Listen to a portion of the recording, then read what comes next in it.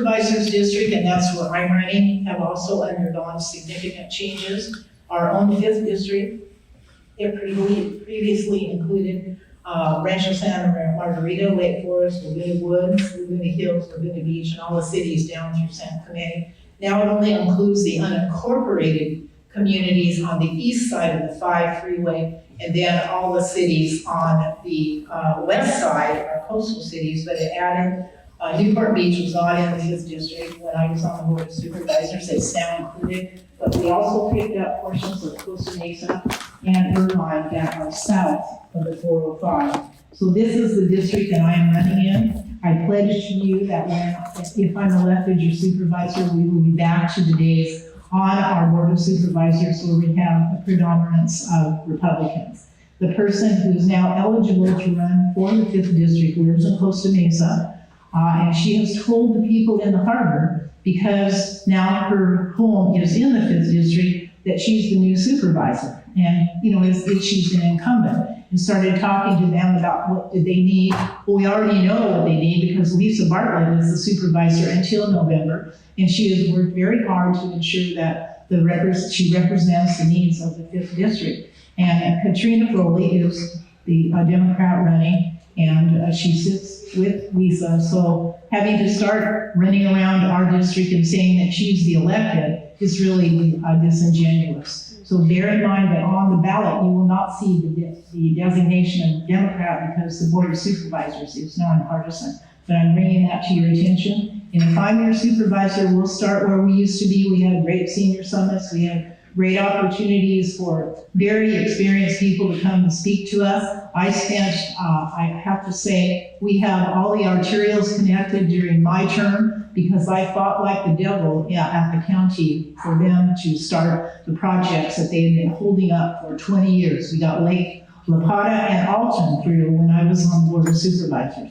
So you know I'm a warrior. I will fight like the devil with our staff up there, and they're all basically I recruited to this job, and a lot of the staff at the county said, "Oh Pat, I hope you're coming back." I said, "Remember, you didn't like me when I first got here. You called me I was bulldozer bait where I wanted to put asphalt all through Orange County, and we saved 1,300 open space acres when I chaired the environmental committee." So then they started liking me, and I said, "Remember, I was the traffic lady that gave you all kinds of trouble about putting in sidewalks and bike lanes, and now you love me because we got all that and we gave you all jobs, didn't it?"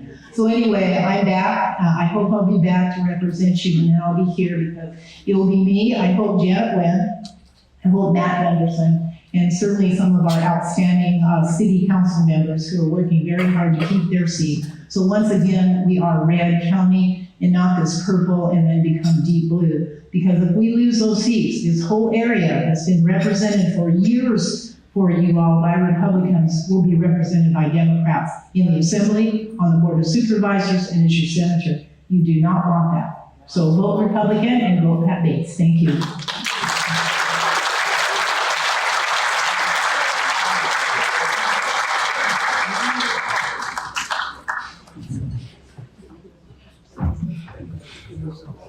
Okay, that was very good.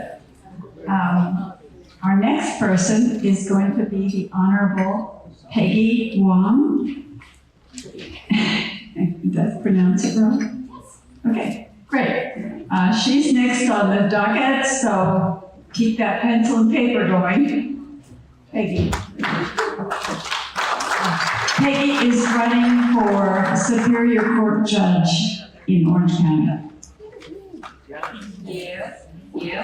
And as always, Senator Pat Bates is a very hard act to follow. Hello, Patriots. It's so good to see you again. I was last year before COVID, so it's really nice to come and see everyone here again. So thank you, Pat, for arranging this meeting for all of us. So as introduced, my name is Peggy HWANG. I'm currently a city council member, and I'm also a deputy attorney general. I'm running for the Superior Court of Orange County. seat number 30, and Eric and I are not running against each other. Just want to make that clear. And I am not running against Sean Nelson. That is, again, I've been asked 3 times in the last 4 days. So wanted to make it very clear, I am the only Republican endorsed in this seat. So Sean and I are not against each other. And the great thing about technology is it goes out on you. So many of you know me as a city council member, but very few of you know that I've been a practicing attorney for the past 25 years. Currently, I'm in the criminal appeals, writs, and trial section for the Office of the Attorney General. But in the past 25 years, I have practiced both civil and criminal law. And if I wasn't busy being a litigator in the courtroom, I'm also in Sacramento and DC working on bills. I have written 2 bills dealing with foster care that were signed into law to ensure that children in foster care are represented. I've also advocated here in locally on various issues ranging from public safety to environmental law, water law, and in the last 3 years, specifically on land use, which is what Senator Bates talked about, Senate Bill 9 and 10. I've built a coalition of over 200 locally elected officials on this issue alone, and we now have activists, over 20,000 of them. I'm not going to comment on the lawsuits because I'm running for judge, but I can tell you that cities across California are now upset. And nonprofits, I've worked with homeless individuals with affordable housing that were once supportive of these housing bills are starting to say, wait a second, there's something wrong. So they're banding together and they're really working hard to ensure that the laws are written correctly, legally, and constitutionally correct, and as well as fighting for your rights. So some of those things I'm gonna be very careful of. But most importantly, I'm running for judge because we have several issues that's coming together, and you really need a judge that actually have a wide, vast experience, and that's what I bring to this job, of not just being a criminal attorney, but also knowing various fields of law. Specifically, you will see in the next few years that you will have the intersection of property, land use, environment, and water. I've worked on all those issues, both as a litigator and as a policy advocate. But more importantly, because we already have problems with a series of backlog of cases both in the criminal and civil side. But COVID made it worse. And my experience as a city council member matters here, because you need a judge who can manage large caseload. Because I believe that a delay in justice is really justice denied. The people are entitled to their day in court, and the Constitution guarantees them a speedy trial. In order to do that, you need someone who can manage the docket, move the case along so that there's finality to the matter. I can do that as a city council member, as well as a chair of several regional boards and agencies. I am used to moving large number of docket items. I read the report. Often I've been accused by staff members of going outside the jurisdiction, doing more of my research, and then, calling them on it for not researching and not giving the information. And that will be the same dedication I bring to this job, is to make sure that I read all the parties' briefs, understand the law, research it, and make sure that justice is delivered to the litigants. I know it's on everybody's mind about public safety, and I think that's where my criminal background also comes in, to really understand the criminal law, that we do make sure that the sentence, the correct sentence, is handed down, no shortcuts. And I know everyone's concerned about that, and I will take that into consideration. But at the same time, having represented several individuals that have, they're not necessarily the best way I can say it, best background as they grew up. And so we need to have compassion. And so as a judge, I think it's important to understand that side of the case and to really see what is the best way that we could have both punishment and the balance of rehabilitation. We often see one way or the other, but as someone who has worked in the space of understanding rehabilitation, in fact, one of the things that I worked on back in the 1990s was on mental health issues. That was one of my strong suits when I worked in Senator Johanneson's office, was working on mental illness, and at that time the state had recognized drug addiction as a disease, and working on several bills that actually provided funding for the community. I understand that was the role that it plays in the justice system, working with those nonprofits directly, so I do understand the case. Balance that with punishment. And I am a supporter of many of those what we call collaborative courts in order to ensure that we do address those issues. I've been an advocate with the National Mental Health Institute, where they've been advocating mental health courts across the United States, and the first person I worked with on that specific issue was actually Jackie Lacey from Los Angeles District Attorney's Office when she was first elected. So that's my background that I bring to you, and that I believe that I'm the best person for this job. And the other thing that I would add is also, it is important for a judge to have the temperament to deal with it. And as a mayor and city council member, I have had many people yell at me, and be able to have a civil and orderly process to move the agenda item, respecting the individual, because everybody has the right to be heard.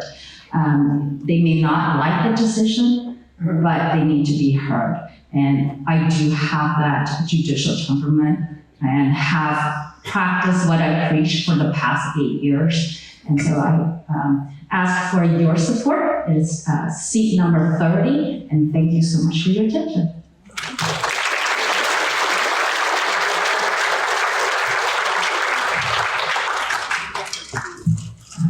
Thank you, Peggy.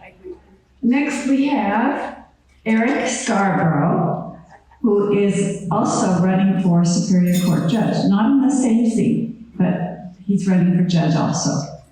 Eric?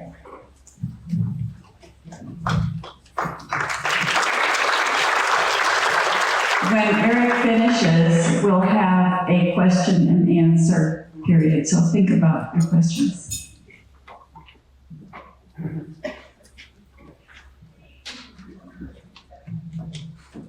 Thank you all very much for having me here. I'm not used to speaking at a podium, I'm used to speaking in front of 12, maybe 15 jurors, so it's a little bit different for me. Let me start off by telling you a little bit about myself. I'm a career prosecutor. My voice is going to carry it throughout the room, so I'm going to be able to do it this way. For the past almost 20 years, that's what I've done. I've dedicated my life to public safety, dedicated my professional life to public safety. I grew up in Orange County. I was born and raised in the city of Santa Ana. I came from very, very hardworking parents who stressed the importance of education. So when I was old enough, they made a deal with me. They said, look, you're 18, you're on your own. The only thing we ask is that you leave Orange County so you see there's a bigger world out there. I told them I wanted to come back. They said, that's fine, but you need to see what's out there. So I did. I went away for school. I went to UC Santa Barbara undergrad. I went to Hastings up in the Bay Area for law school. And then I came back because this is my community. When I was in law school, I specialized in civil litigation. I wasn't quite sure what I wanted to do. I thought maybe I would first work for a federal judge. Maybe I'd go and work for a big law firm, make lots of money. But I had about a year between my federal clerkship and when I graduated law school. And very quickly, with my parents, they said, all right, get a job. The Orange County District Attorney's Office was hiring And it was a very, very competitive process, but I thought I would love to do that. I'll get a little bit of trial experience under my belt. I was very fortunate to get hired, and within 3 months of being there, I realized I was home. I called the judge and said, thank you very much for the offer, but I found what I wanted. And I did. I worked general misdemeanors at start, then I worked general felonies. I've been assigned to juvenile court. Juvenile court is a very interesting place because when we talk about the idea of rehabilitation, we talk about the idea of dealing with getting people out of the prison pipeline. Juvenile court is very difficult because there are kids who just need some correction. They just need to be shown, hey, look, you're going down the wrong path. And then there are some people who are monsters in the making. I was assigned to what they affectionately called the knife and gun club. It was the people who were repeatedly, as juveniles, repeatedly violent offenders. Which means they already had 2 or 3 chances, and now I got the handle. After I finished juvenile court, I was assigned to the sexual assault unit. I worked there for 5 years. I handled the most horrific cases you can imagine.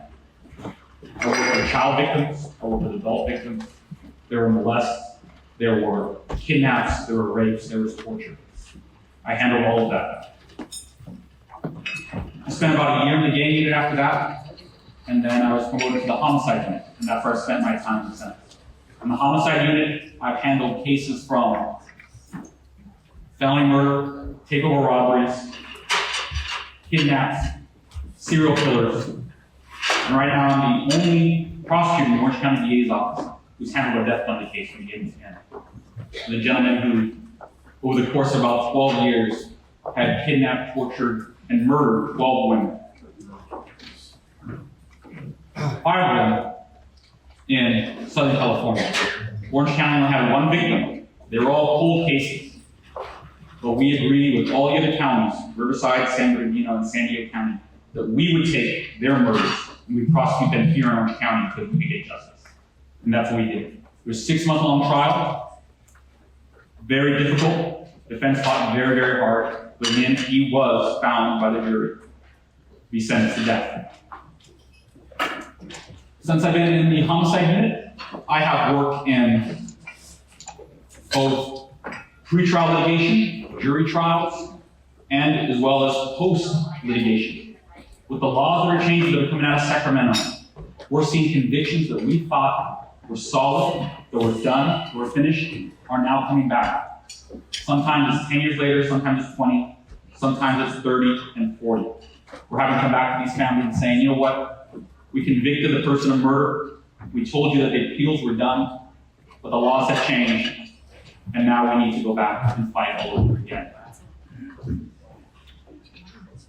There's been a lot of publicity over the last couple of years about things like Prop 47 and Prop 57. But I'm here to tell you, there's a lot of legislation that comes out every year that affects the criminal justice system, that affects society, that affects public safety. Things that don't get any press, like SB 81 and SB 518, where the discretion that was previously held by the prosecutors is now in the hands of the judge.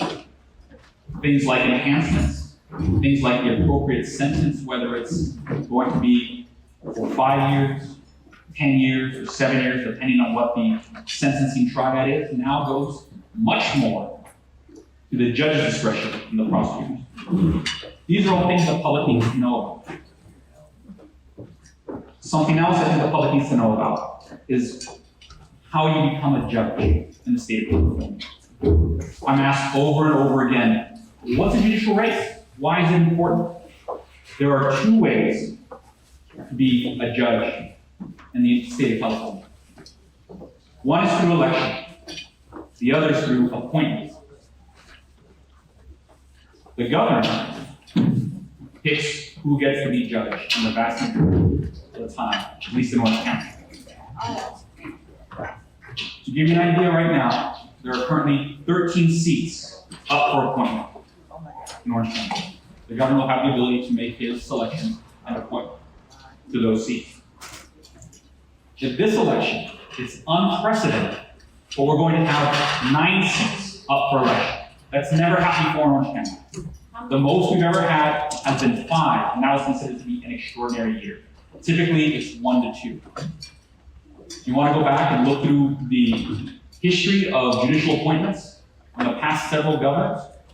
You can imagine how many prosecutors they've appointed in Orange County.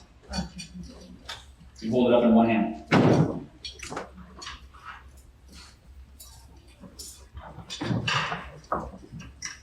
Peggy and I had appeared at several events, and we've talked about this. And I want to say she has excellent experience. She comes from a well-rounded background. My experience comes from the criminal justice background. I know criminal law. I know constitutional law. I am someone who trains lawyers, both brand new attorneys and very experienced attorneys. I train police officers. But before I decided to run for election, I wanted to talk to experienced judges and say, well, look, this is my experience. Criminal law. When you're an elected judge, they can assign you anywhere. What happens if I get assigned to a civil court? Or if I get assigned to probate or family law? And I spoke to the judges and they said, you know, some of the absolute best criminal judges we have, the most respected, the longest serving, they came from a civil background, no criminal background at all. And some of the best civil judges we have came from a strictly criminal background, no civil background at all. The thing that makes the difference, what makes a good judge, is somebody who's willing to do the work. Are you willing to learn? Are you willing to develop the expertise, no matter what you're assigned? I can tell you, ladies and gentlemen, that's what I spent my career doing. If it was juvenile law, if it was sexual assault, if it was homicide, I became an expert in those fields. I've trained in those fields. I've been sought out by television programs like CNN, People Magazine, 48 Hours, because I'm well respected in those fields. I know those areas of law. Within my office, I'm an expert in those areas of law, constitutional law, search and seizure, things like that. What it comes down to, at the end of the day, in my opinion, what makes a good judge is somebody who is going to listen, somebody who is going to allow both sides to be heard, but then someone who's going to understand the law and rule according to the law. Not somebody who's going to make it up as they go, not somebody who's looking forward to going home early because that's convenient for them. Somebody who's willing to stay late, do the work, and make the right call. That's what I've spent my career doing. I am not a professional politician. I'm not somebody who gets up and speaks in front of audiences very often. But I want to convey to you, if you want to know what kind of person I am, what kind of judge I will make, I ask you to look at my history. I ask you to look at the dedication that I've had to our community, the dedication I've had to public safety. And I will ask one other thing, because I think it's important to have, in my opinion, a strong legal background. I've also worked hard to give back to the community. For the past 15 years, I've worked with high school students through the Constitutional Rights Foundation to encourage them to get involved in civics, to encourage them to learn about our system of government and why I believe it's the best system of government around. I've also worked for the past several years in the city of Santa Ana with the gang intervention and reduction program, where we work with at-risk youth. We don't wait till they get to high school. A lot of times that's too late.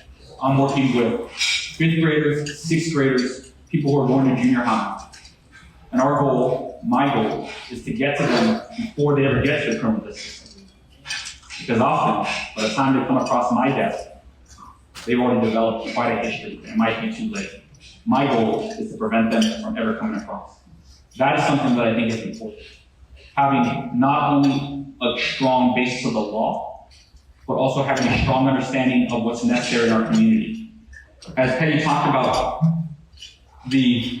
what we call collaborative courts, the mental health courts, the veterans court, the drunk driving court, those are all incredibly helpful, incredibly noble concepts. And it's something important. And as we're seeing the evolution for the criminal justice system, it's something important to consider because not everybody needs to go to state prison. We should be very selective and send the worst of the worst to prison. and those who need help should get it. But one of the ways to help the most is to try to preempt that before they ever get involved in the justice system. And that means working with the youth, working with young people, working with, like I said, the high school students at the Constitutional Rights Foundation to encourage them to live rewarding lives, encourage them to go to school. That's part of what I've done. I see that as part of my role in public service. I'm seeking to become a judge for seat 28, and I should make this clear. This is important. The way judicial elections work, there are currently 46 seats up for election in Orange County. The vast majority are not going to show up on your ballot because they're incumbent judges who have no opponent. The only ones that are going to come up on your ballot are going to be for what we call open seats, where a judge is not challenged, but there are two people who are trying to be elected for that same seat. As Peggy mentioned, we're running for different seats. She's running for seat 30. I'm running for seat 28. Sean is running for seat 11. You're going to have an opportunity on your ballot to see the individual names. I think there's a total of 9 seats up for election. I'm asking for your vote for seat 28 because I have appeared in front of literally dozens, perhaps more than 100 judges. I appear in front of judges on a daily basis. I have seen with my own eyes what makes a good judge, what makes an okay judge, and what makes a bad judge. I will tell you, one of the best things a judge can do is listen to both sides. To humbly understand that their job is to be a fact finder, or their job is to be somebody who interprets the law, but follows the law. That is something that I do every single day. Orange County needs good judges. That's the one thing. I spoke to dozens of judges. They all support me in my campaign. But I asked them, what do we need? And universally they said, we need good judges. We need hard-working judges. We need judges who are willing to do the job. Not people who want to come in at the end of their career and sit on their laurels and say, okay, this is how I'm going to finish on. We need judges who are going to come in and work every day for many, many years to make sure that Orange County is kept safe. Ladies and gentlemen, I'm here. I'm running for judge for seat 28 because I can do that job, because I will do that job. I'm asking you for your support. And I'm also asking you, and this is the big ask, because it's a county-wide election. That means there are no districts. Everyone in the county will have an opportunity to vote. You can imagine, in a county this large with this many people, it is impossible to get out to talk to everyone. So I ask not only for your support, but for you to share your support with your friends, your family, your neighbors. Let them know. Eric Scarborough, he's seeking seat 28 for the Superior Court. He is somebody who cares about public safety. Thank you.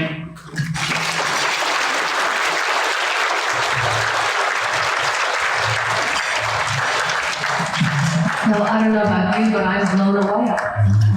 I'm just so impressed. Eric, with Honorable Pat Bates, Honorable Peggy Bay, I mean, it's just been fabulous. I wanted them to talk longer. They have so much to say. It's almost 12:30, and we're going to be getting lunch, but I want to open up for maybe a couple questions. I know that Pat Bates and Peggy cannot stay for lunch. Eric can stay for lunch. Can you imagine? They have very busy lives.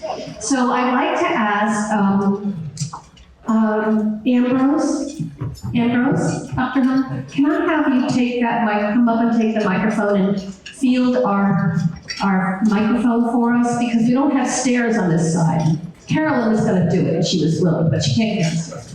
Okay, so would anybody have a question? Okay, Pamela over here. And I will pass the mic to whomever you were asking it, Pamela. I'd like to know if there's yard signs available for you, Mary.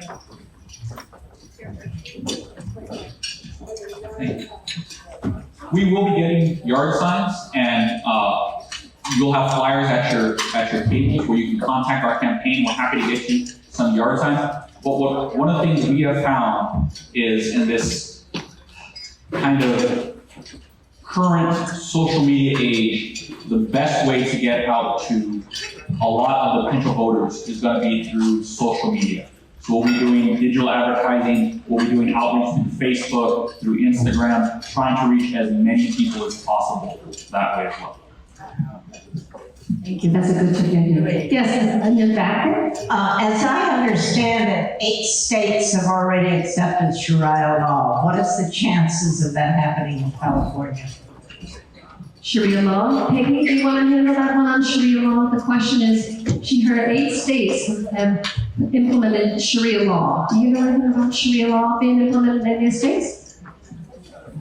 Well, as judges, we can't comment on specific issues, so while I do have an idea of that is, and its applications, I am not gonna make further comments, but maybe Senator Bates, as a county issue, it's not even a county issue, so but yeah. Eric, do you have anything you want to say about that? I'm going to comment this way, and I'm going to comment this way, and I'm going to echo what Peggy has mentioned. The judicial canons are very, very strict. They not only govern what judges can say, but they also govern what any judicial candidates can say. Any issue that may come before the court, we are required to notify you that it may be an issue that will come before the court and likely decline to answer this question. Although I'm sure everyone has very strong opinions about that topic, unfortunately, because it's an issue that's potentially going to be litigated, we're going to have to decline to answer this. Thank you very much. Okay, another question? Okay, thanks, Sue. Hi, this is for Pat Bates. I have a friend who told me about a unemployment compensation of $20,000. I wonder, is this true? It's a Vietnamese person who received this much money for unemployment. Is that possible? It's only possible if that was probably a fraudulent claim that was duplicated. I would have to know if it was retroactive, but the maximum grant was $600, and now you'd have to have a lot of months of $600 or weeks of $600 to get to $20,000. But there has been, as you know, a huge, in the billions of dollars of fraud that they are still working through as we speak. So it's possible that that was one of those that was in the fraud column that was under review. I have a question for all 3 of you. If you win with 51%, do you not have to go any further? And can we also get little cards with all of the good judges' names on it so we can pass it up to them? Oh, I get questions all the time. Who do I vote for? Right? Yes, if we get 51%, then we don't have to go to a primary. I don't think, I know for Eric's race, it's not going to happen. For mine, it's most likely. There are 5 of us running in the seat, so most likely it will happen. But I'm hoping with your help and all of you telling your friends that we can just get it done in June. As for the cards, I know that South County office here for the Republican Party has already put on its door hangers the names of all the judges that they have endorsed. But I don't think there is one where we put down, which one at the judges, all the candidates. I don't think there's one. I'm endorsed, the party have endorsed 4 candidates, 4 different seats. And so the party has endorsed 4. It's too late. You need a It's on the party website. Oh, yeah, that's true. For the Board of Supervisors, yes, you can win in the June primary with 50% plus one, actually. But with 4 individuals running, 3 Republicans and 1 Democrat, the chances of that are very slim because the Democrat will pull mostly all of the Democrat votes, and it's nonpartisan. So, like I said, you mix the Democrat, Republican, mix the names, but people know that because of the campaigning we do, that I'm a Republican and the other individual is a Democrat. The 3 Republicans running could split that vote, but the idea that I've been recruited in because 3 surveys show that I am the one that wins in the primary and can actually win the general election. So I'm in, but I would love it to be 50 plus 1. Not having to go to November because it becomes very expensive. When I ran in 2006-07 for the seat, my opponent spent $4 million for a supervisor seat. And I only had barely $1 million. I did prevail in that. But because there were 3 of us in there and there was that kind of money spent for 1 candidate, we had to go to November. So possibly we will have to pursue that to November again. And I hope I'm in the top 2. It will be the top 2 that go on to November in the Board of Supervisors election. Pat, thanks for clarifying your position now in the race, because I know we had Diane Harkey here last month, and Pat has been begged to run again because they feel that she is the one who can bring in the most votes. Yes. Yes. If the district attorney wants little or no bail for the defendant, and can the judge overrule the district attorney, or does that vary from state to state? So in the state of California, the judge is the one who sets the bail.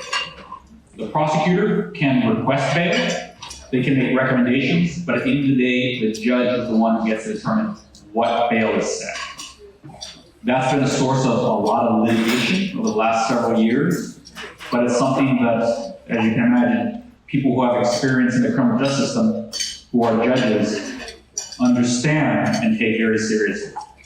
So that's one of the things that is important. When you have somebody who is setting bail on a case, they need to be able to not just look at necessarily 1 or 2 factors, they need to understand the potential impact of setting bail, releasing this individual OR, something like that. That's why you want someone with experience making those decisions. Public safety, right? Another question? Yeah. Betty? This question is for City Council member Wong and also Senator Bates. I do not believe that we hear very much about the need to repeal some legislation that affects the increasing homeless population that we have. We don't hear it from the local level, we don't hear it from the county level, and we don't hear it from the state level in terms of changing the legislation that involves the mentally ill homeless, where we cannot absolutely require them to have incarceration or some kind of forced mental illness treatment, force them into mental illness treatment, because many of us know that when you are mentally ill, there are periods when you are not mentally ill and they check themselves out of the facilities.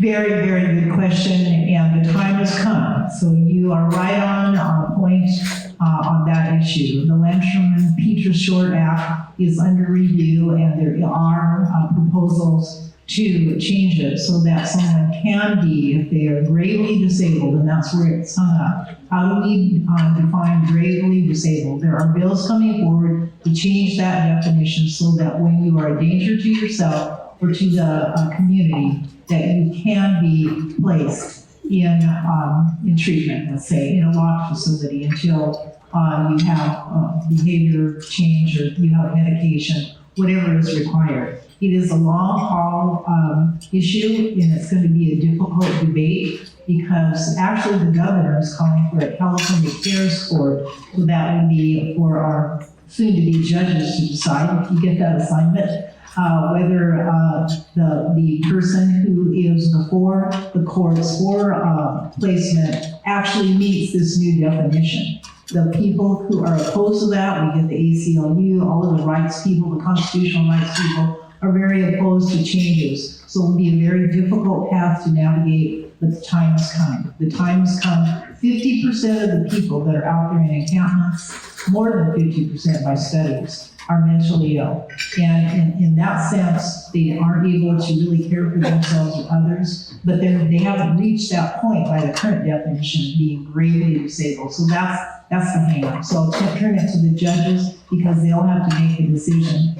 I think it also involves the county politicians and the city politicians to coalesce together because it is the homeless and it's the family and all of that.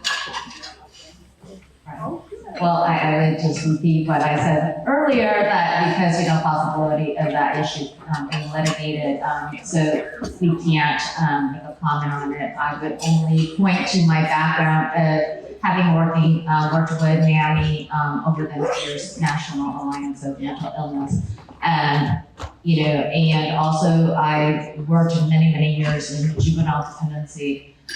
So I do have very deep knowledge of those issues, having worked with both the nonprofit and also in the court system. So we'll be looking at those issues and how we can apply the law to the litigants that appear before us. Thank you. I'll just add a postscript on it too, that we lost a great legislator to our district, was John Norwalk, and he was your senator. And John is the one that introduced the idea that this was during his first term as senator, that we had to reform lynching and picturesque because it's compassionate. So let me tell you, you'll be hearing this acronym, ACT, accountability, compassion, and treatment. That is the Republican homeless proposal, a number of bills, and we need you all to be sending letters to support the bills that are in each one of those categories. The compassion has to do with compassion in terms of the encampments. People are dying on our streets, and they are creating significant public health and public safety issues. So compassion for our neighborhoods who are dealing with that and having their quality of life significantly impacted, threatening them and their children. On the other side, compassion for those who are very sick mentally and physically, that they have treatment available, and in some cases, with the change in that law, they're forced to get that treatment. And then the treatment aspect is funding. Programs right now call for prevention. We need the Mental Health Services Act changed so that money goes for treatment, not just prevention. And the counties are restricted right now under that bill to provide prevention programs in the main. So we are trying to change all of that, and it's called ACT. We ought to have ACT now, but we brought it forth last week, and that's why the Democrats started responding by introducing bills. So it's basically bipartisan, nonpartisan, but something has to be done, truly. Thank you, Pat. We really need that guidance. I know all of us, we want to be able to know what we can do. So Pat, we'd like Peggy and Eric. I think it's time. I think we have to end. Do we have one more question? One more? Okay, one more. The last few years we've been subjected to the comment that the rule of law is not being adhered to. I wonder if one of the commentators could address that, because I'm finding that as I talk to my fellow voters in the county, they don't quite understand why or what this is concerned.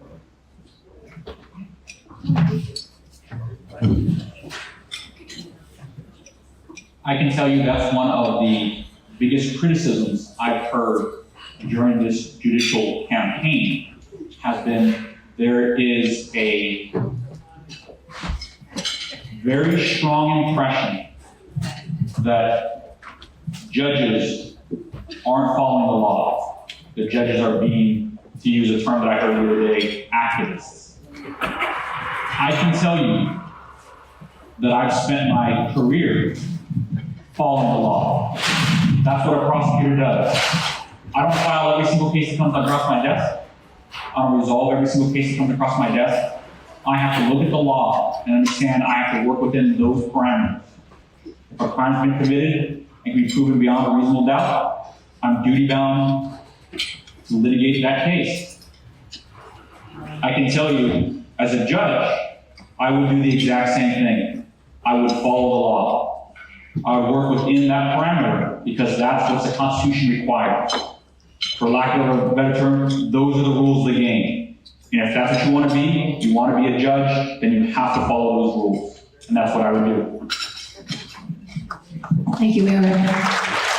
I'd like to introduce Laura Scarborough. Laura will stand up. Laura is Eric's wife, and she supports him 100%. We're really grateful to her. So at this time, I want to thank all of our guests, our speakers, Peggy, Honorable Peggy, Honorable Pat, and Eric. Thank you so much. We wish you the best. It's so great to learn about you. We will do our best to support you, and we wish you Godspeed for all you do.